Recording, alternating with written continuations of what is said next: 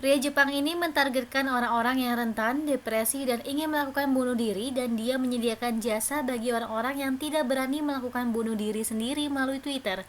Inilah cerita Twitter Killer.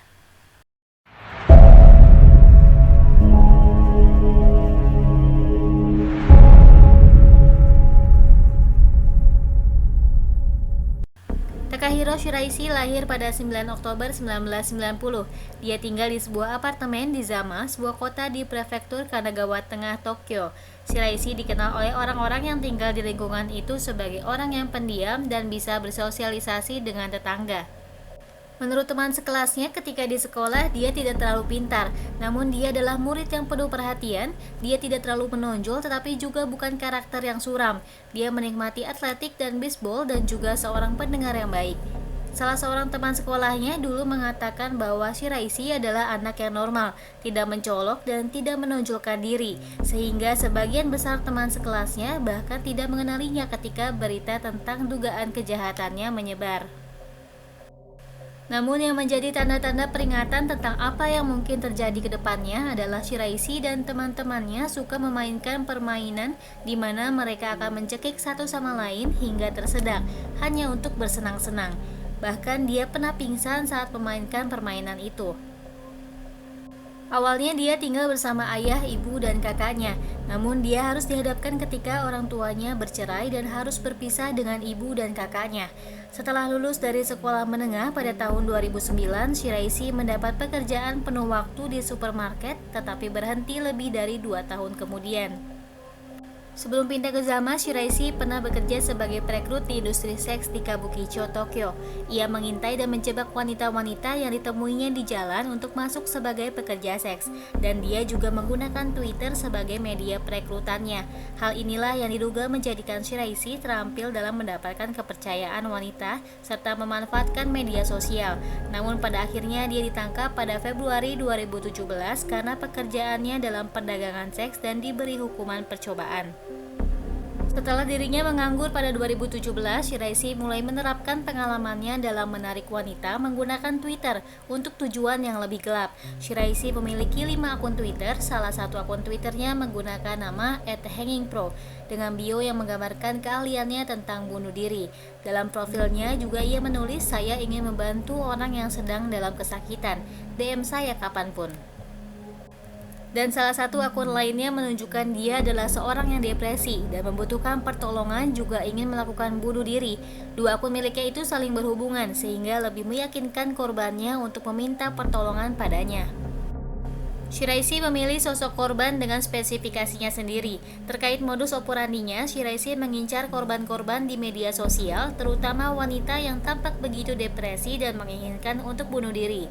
Dia akan menghubungi orang-orang yang ingin melakukan bunuh diri, meminta mereka datang ke apartemennya sehingga dia bisa membantu atau melihat mereka mengakhiri hidupnya. Karena di Jepang, umumnya wanita tidak berani melakukan bunuh diri sendiri.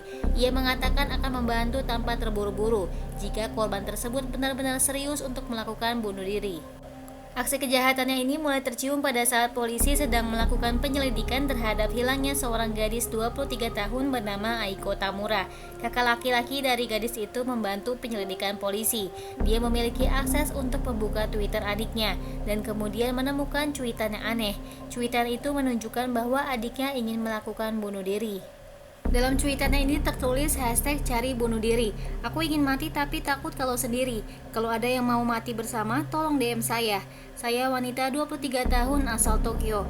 Kalau bisa, saya lebih senang kalau Anda membawa kendaraan mobil." Melihat cuitan tersebut, Shiraishi pun melancarkan aksinya untuk mendekati sang korban.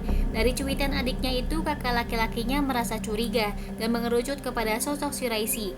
Kakak dari gadis yang hilang itu bekerja sama dengan seorang wanita, berpura-pura ingin melakukan bunuh diri dan mulai menghubungi Shiraishi.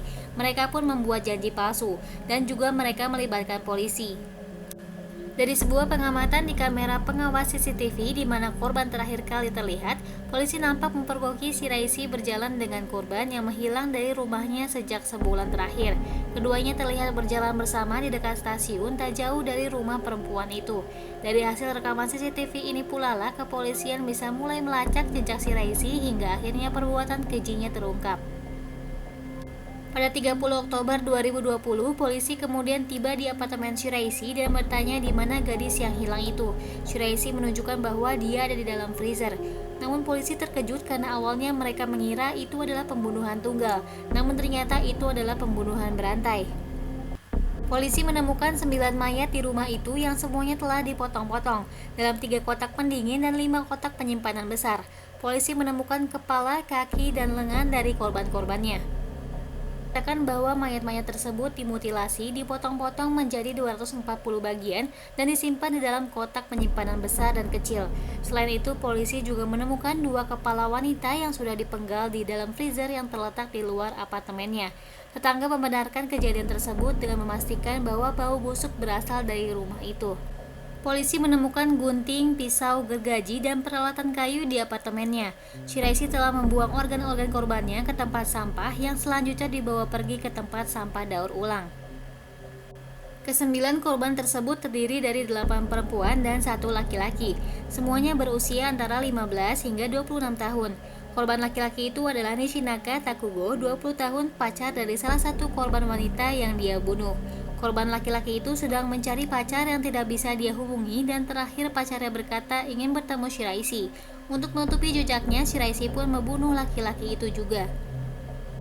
8 kotak penyimpanan dari bagian tubuh korbannya itu diletakkan di sekeliling apartemennya, sehingga selama 2 bulan Shiraisi tinggal dan melakukan aktivitas di dalam apartemennya dikelilingi mayat korbannya. Pembunuhan 9 orang ini berlangsung dari Agustus sampai Oktober 2017. Shiraisi mengatakan kepada penyelidik bahwa dia telah membunuh korbannya segera setelah dia pindah ke apartemennya pada 22 Agustus 2017. Shiraisi akan menemui korbannya di sebuah stasiun kereta dekat rumah mereka dan mengantar korban-korbannya itu ke apartemennya. Dia akan memberi korban-korbannya itu alkohol atau obat tidur atau obat penenang dan kemudian memperkosa mereka. Shiraisi mengklaim motifnya adalah perampokan dan seks. Dia ingin menggunakan kondisi rentan korbannya untuk memanipulasi dan menyerang mereka secara seksual, memenuhi fantasinya dan tidak perlu khawatir mereka akan menolak, dan dia juga mengambil harta korbannya. Dia mengatakan kepada polisi bahwa pertama kali dia memotong-motong tubuh, dia membutuhkan waktu 3 hari, tetapi mulai dari orang kedua hingga 9, dia dapat melakukannya dalam 1 hari saja. Sebelum didakwa tahun 2018, Shiraisi menjalani tes kejiwaan selama 5 bulan. Diketahui bahwa Shiraisi sehat dan stabil secara mental.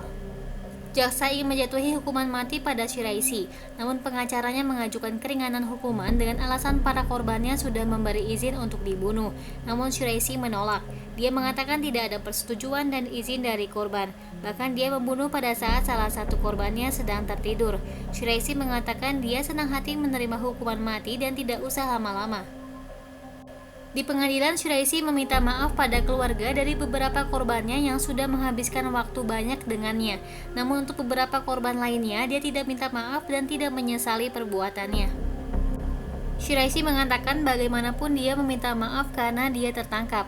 Tetapi jika dia tidak tertangkap, maka dia tidak akan menyesali perbuatannya. Pada tanggal 15 Desember 2020, pada usia 30 tahun, Shiraisi dijatuhi hukuman mati, di mana di Jepang dilakukan dengan cara digantung.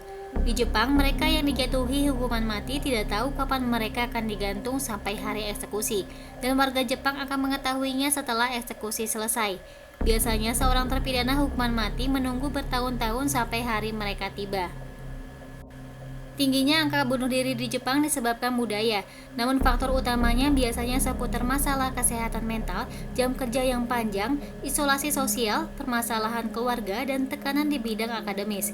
Bahkan di tahun 2020, tingkat kematian karena bunuh diri di Jepang lebih tinggi dibandingkan tingkat kematian akibat COVID-19. Setelah Shiraisi ditangkap, penduduk sekitar berdoa untuk para korban di dekat kompleks apartemen Zama.